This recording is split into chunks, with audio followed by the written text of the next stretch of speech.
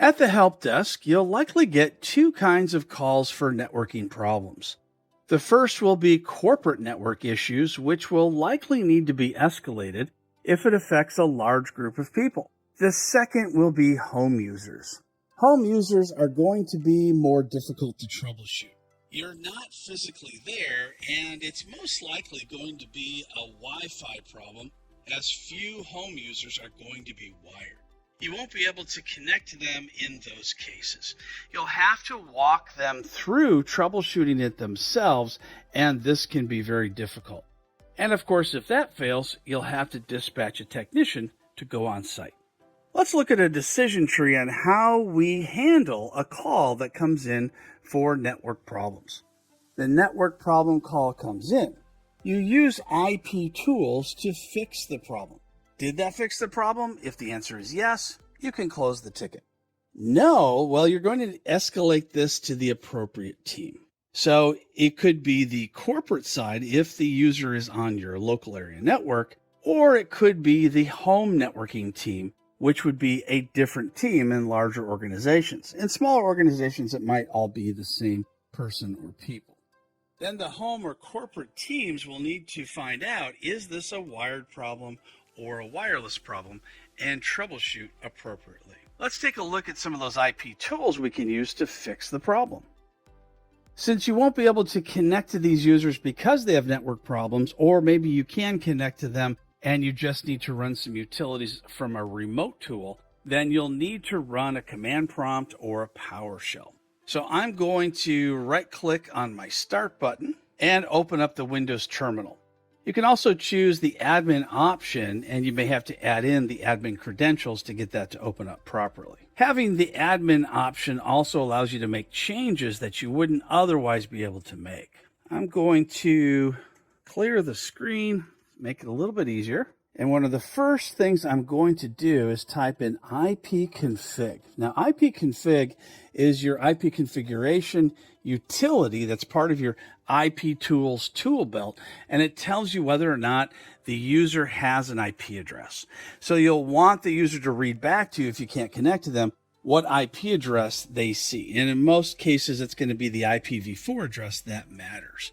So the client reads you the IPv4 address, and you have to make sure that the IP address that you see here matches the default gateway as far as the octets go. So for instance, you see an IPv4 address that has a subnet mask of 255 times. So what that means is that the first three octets, as they're called here, have to all match. Now, if the user's subnet mask is only 255.255.00, then only the first two octets need to match. Now, in this case, it's going to be 3, but I'm just giving you an example here. So as long as those match, then you know you're on the correct subnet, most likely, that you need to get out to the internet. The next thing you'll want to do is to have them type the word ping, P-I-N-G, and have them go out to a public IP address. And a popular one would be 8.8.8.8, which is a Google DNS IP address, which will respond to anyone in the world. Now, if you get a reply, fantastic. If the reply is in the hundreds or thousands of milliseconds, then it's likely that they're having a problem either with their wireless network or with their internet service provider. As you can see here, my response was very quick at 5 milliseconds. The next thing to do would be to ping by name. So a good one to ping would be Google. So ping google.com. This will tell us if the DNS system is working properly, and you can see it is. If I didn't get a response to this, then I would want to type another ipconfig command. So I'm going to clear my screen once again. And I'm going to type in ipconfig, and this time I'm going to do a / and type in all. This is going to give me a lot more information.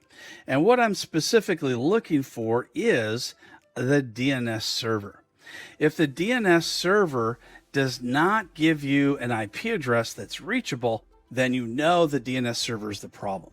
Now, if it's the home user, then of course, then it's going to be the ISP router issue, and you're going to want to call the ISP with the user on the phone to try to troubleshoot that. Another excellent tool I like to use with my clients is the traceroute tool. So you type tracert, which is short for traceroute on a Windows computer. If you're on a Linux computer or a Macintosh, you would type out the entire traceroute words, and there'd be no spaces. And then you want to type in wherever it is that the call is trying to get to. So if you're trying to get to google.com, for instance, you would hit enter, and then you would see all these different hops. Now, if the user is getting stopped, then what will happen is you'll start seeing these little stars that show up as you see under the fourth hop. A hop is basically a router between you and the destination. Now, sometimes you're going to see those stars and then it just picks right back up again and everything works fine. That's great, no problem.